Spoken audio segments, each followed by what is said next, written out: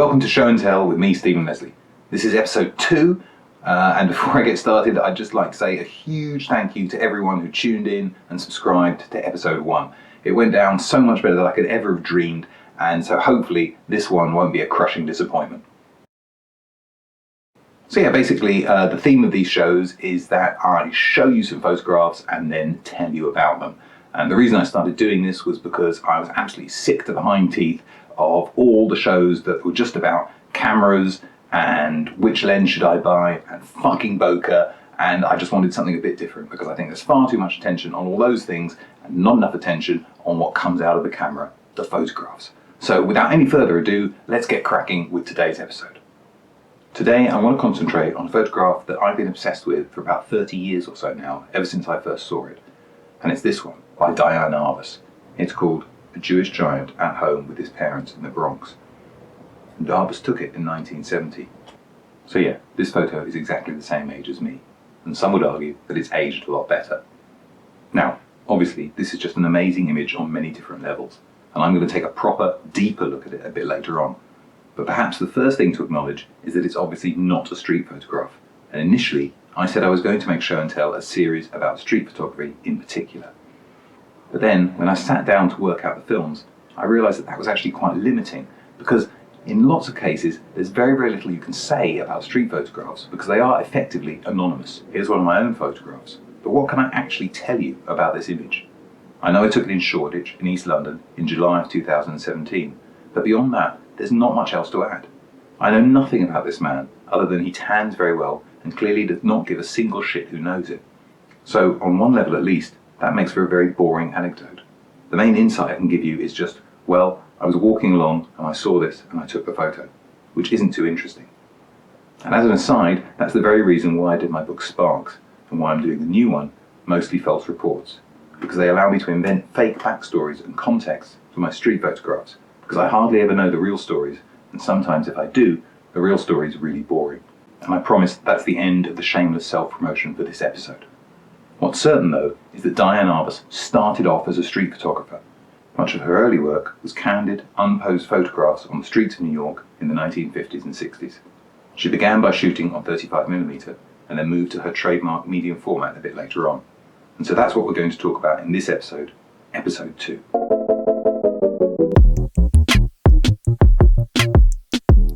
Most of the early photos that I'm going to show you come from this absolutely excellent book called In the Beginning, which was out a few years ago and which I think I got for a Christmas present. I strongly recommend it. Incidentally, it's also worth pointing out that Arbus knew and admired the subject of my previous film, late, great and bald Louis Faurer. In fact, Arbus would often hang out with Faurer and Robert Frank. She's known to have visited their shared studio, and along with many other New York street photographers, they all used to hang out at the Limelight Cafe in Greenwich Village. Here's a photo by Weegee, who will definitely be the subject of a future episode, of a woman at the Limelight with her pet crow. So you can tell that it was a hip, happening joint, daddy-o, or whatever. But it was also an incredibly important venue in the history of photography. It was only open between 1954 and 1961, and it was run by a tireless, inspirational woman called Helen G. But at the time, the Limelight was the first and only dedicated photography gallery in the whole of America. This was back when photography still hadn't been fully accepted as a genuine art form, and so the Limelight, astonishingly, was the only place to go and see dedicated photography exhibitions. And these included work by Faurer, Frank, Bert Stern, Gordon Parks, Elliot Erwitt, and Henri Cartier-Bresson, to name but a few, all exhibited at the Limelight. And Helen G. said that if an original print sold for $25 after a show, then it was considered to be a very decent price, and they could afford to buy the crow a drink. So Diane Arbus was known to hang out at the Limelight and was influenced and a fan of Faurer's work, in particular this photo. It's of a man called Eddie holding a flower, and it was taken in New York in 1948. Eddie was clearly the kind of character that Arbus would naturally gravitate to and seek out for the subjects of her own photographs and portraits. But it's worth briefly considering how similar her aesthetic is to that of Louis Faurer. This is a 1961 shot of Arbus's that to me has a real kind of Faurer vibe, as does this one, which then always reminds me of this one by Faurer. Diane Arbus is renowned for her studies of twins, but let's not forget that Faurer was already photographing twins. In fact, he took this fantastic shot a full 20 years before Arbus made arguably her most famous picture of twins. a shot so famous it even inspired Stanley Kubrick, and then was mimicked by John Malkovich. Another common factor was that both Frank, Faurer and Arbus all at one time or another did promotional fashion shoots for Bonwit Teller, which was a luxury New York department store on 5th Avenue and 56th Street. Now, I didn't know much about this story when I first started doing my research, but I've come across it and I think it's absolutely fantastic, so I'm going to tell you anyway, despite the fact that it doesn't really have that much to do with photography. However, as you'll discover if this series carries on, I get distracted very, very easily. In fact, I was going to call the whole series, but I digress. But that in itself is a digression. Arbus, Louis Faurer, Robert Frank and many other photographers such as Louise Dahl-Wolf and Rich Davenden all did fashion shoots at Bonwit Teller, and the building is a fantastic, iconic Art Deco 12-story construction that was opened in October 1929 by Eleanor Roosevelt, just 2 weeks before the Wall Street crash. The building had an incredibly opulent entranceway that featured some 15-foot-tall limestone, bronze and platinum reliefs, most prominent of which are those that flank the 9th floor windows, depicting a pair of classical nudes dancing with scarves which caused much scandal at the time. But it wasn't just photographers that worked for Bonwit Teller. Would you also believe that some of the greatest artists of the 20th century did their window displays? Artists like Salvador Dali, Jasper Johns, Robert Rauschenberg and Andy Warhol all did displays for Bonwit Teller, and so it's a really important building and breeding ground for artistic expression. But then, in the late 1970s, tragedy struck. The store had gone out of fashion, grown old and gone bust, and guess who turned up to buy it? That's right, Donald bloody Trump. And he wanted to demolish it to put up the huge, egotistical monument to himself and money that is the Trump Tower. Now, Trump was going to demolish the building no matter what, but there was real concern over the fate of the iconic Art Deco relief panels and the gilded grillwork in the building's entrance. The Metropolitan Museum of Art regarded these as valuable cultural artifacts that should be preserved at all costs, and so they obtained a promise from Trump that he would carefully remove them and then donate them to the museum. This was regarded as the right thing to do, since Trump had also managed to secure $56 million in tax abatements as part of his deal to build a landmark new tower. So guess what happened? That's right, Trump screwed the city over. He reneged on his promise. He said that his company had obtained 3 independent appraisals of the sculptures, which he claimed found them to be without artistic merit, despite the Met wanting them, and he had them jackhammered off the building and destroyed because ultimately saving them would have cost him $32,000 and delayed his schedule by a week and a half. I'm not going to say anything further about that, other than what a twat. And I also now realise that what I should have done last week in my show on baldness was include these photos of Donald Trump. Because even though he hates these photos and doesn't like to admit it, Donald Trump has a problem with hair and is truly the comb-over king. It also gives me an opportunity to show this amazing footage of a truly bald eagle trying to attack Trump's comb-over, which is surely one of the greatest things ever recorded.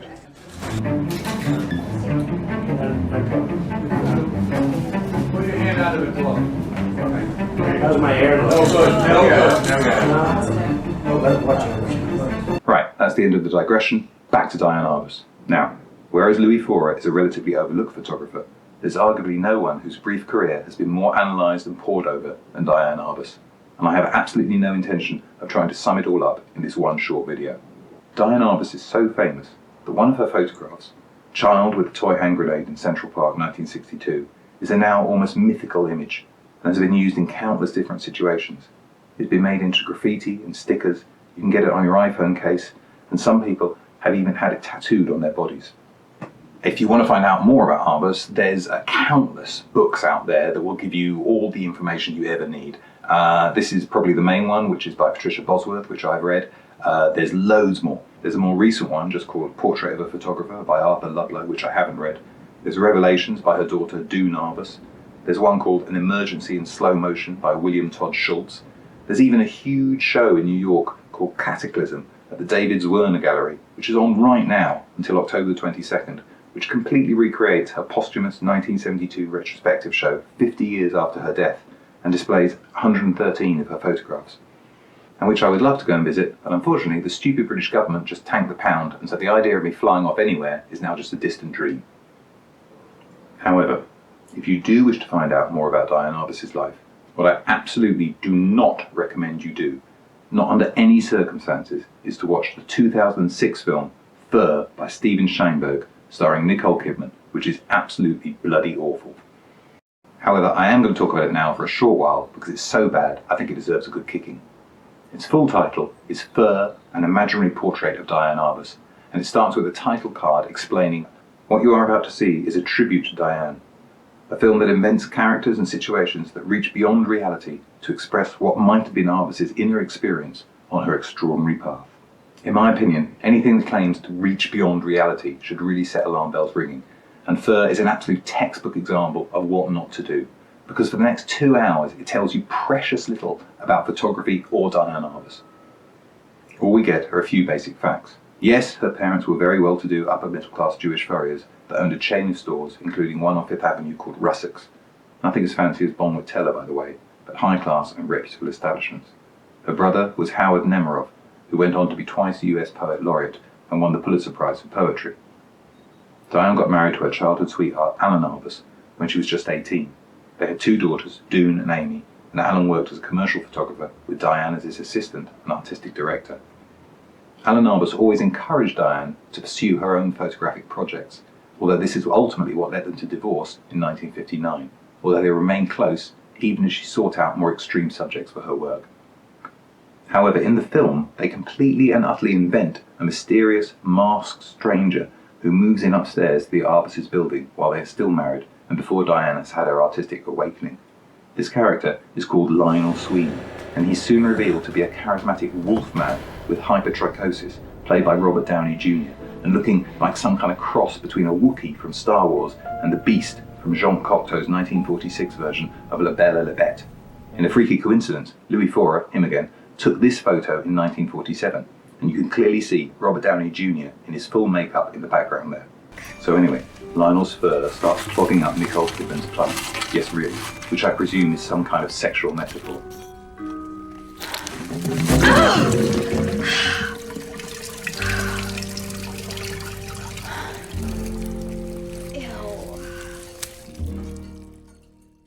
And they meet and embark on a long, protracted flirtation, during which Lionel's experience of living on the fringes of society as an outsider begins to lay siege to all of Diane's carefully constructed defences and eventually allows her to break free of conventional society and embark on a career as one of the most significant artists of the 20th century.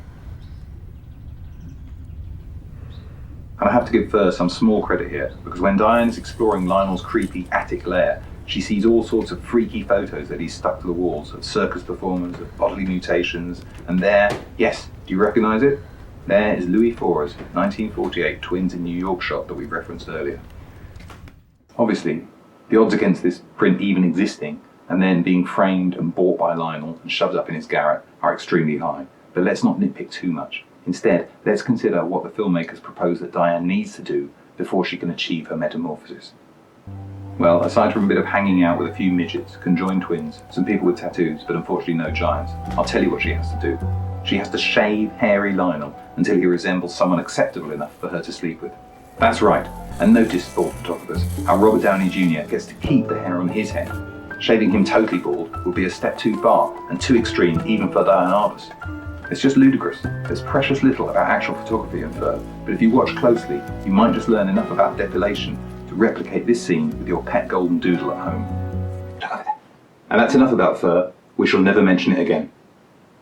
It is surely ironic and ultimately sad that Hollywood decided to tell Arbus' story by inventing an entirely fictional character, when Arbus specifically took the time and trouble to meet, befriend, and get to know so many extraordinary real people.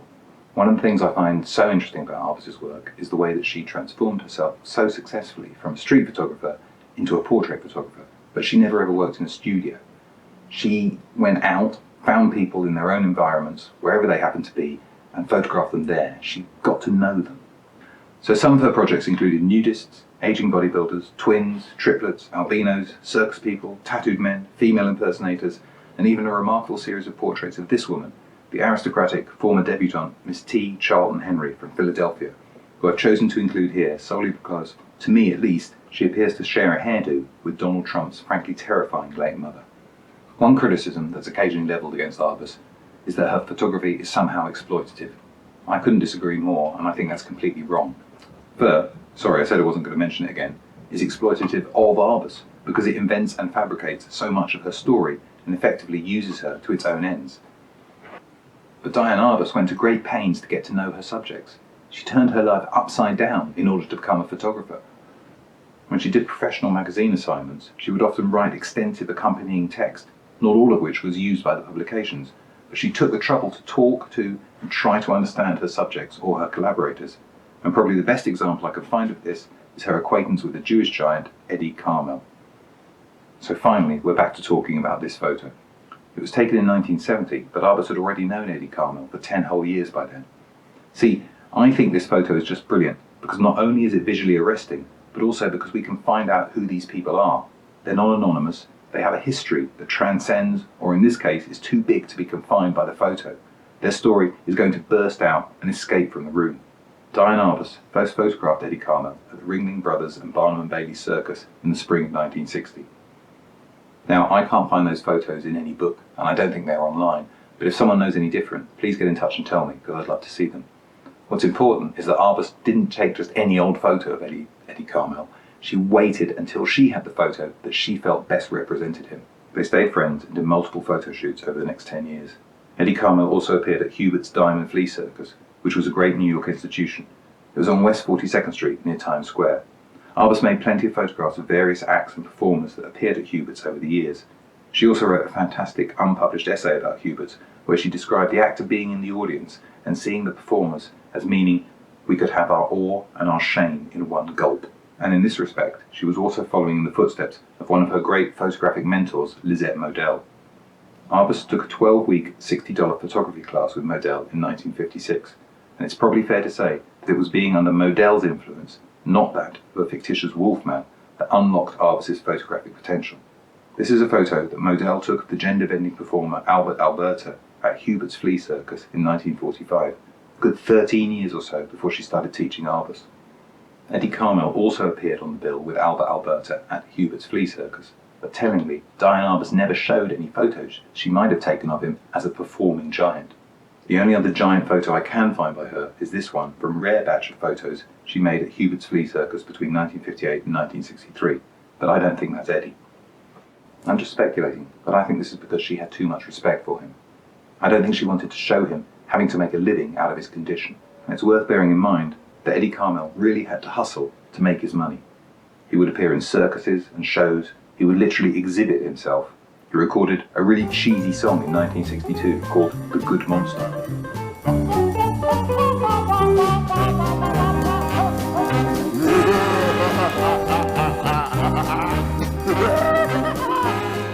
And also in 1962, he appeared in this absolutely awful film called The Brain That Wouldn't Die, where he played a mad, mute, and please note, totally bald, psychopathic monster who kills an insane scientist before he can transplant a decapitated head onto the body of another woman. So, as we've now seen, there are plenty of photos of Eddie Carmel at work being a giant for hire. But this photo is a very different proposition. It's far more intimate and personal, because it shows him at home with his parents, Yitzhak and Miriam Carmel. Now, like Diane Arbus, Eddie came from a conservative, actually in his case, Orthodox Jewish background. He was born in Israel, but his parents then moved to the States, where his extraordinary growth didn't start until he was 15. Over their 10-year friendship, what I think happened is that Diane Arbus realized that she actually had quite a lot in common with Eddie Carmel. They had both rejected their conventional upbringings and had gone to look for excitement and a world outside. But what's really extraordinary to me is how that she wasn't prepared to just accept any photo of Eddie Carmel. She took 10 whole years before she came up with one that she was happy with. She wanted to find a photograph that somehow revealed all the complexities of his life. Apparently she shot at least 70 images of Eddie with his parents. Now, I haven't seen them all, but this contact sheet does exist, and it's absolutely fascinating. There's 12 images here, so that's one full medium format roll. 10 of these show a fairly standard family group, with Eddie in the middle, his hands on his parents' shoulders. Quick side note to observe how bald Yitzhak Carmel is. Got it? Okay, let's move on. And everyone's looking straight ahead and even smiling for the camera. Then there's one photo where this dynamic is slightly altered. Eddie's revealed to be using walking sticks to stand properly, and his father's looking up at him slightly.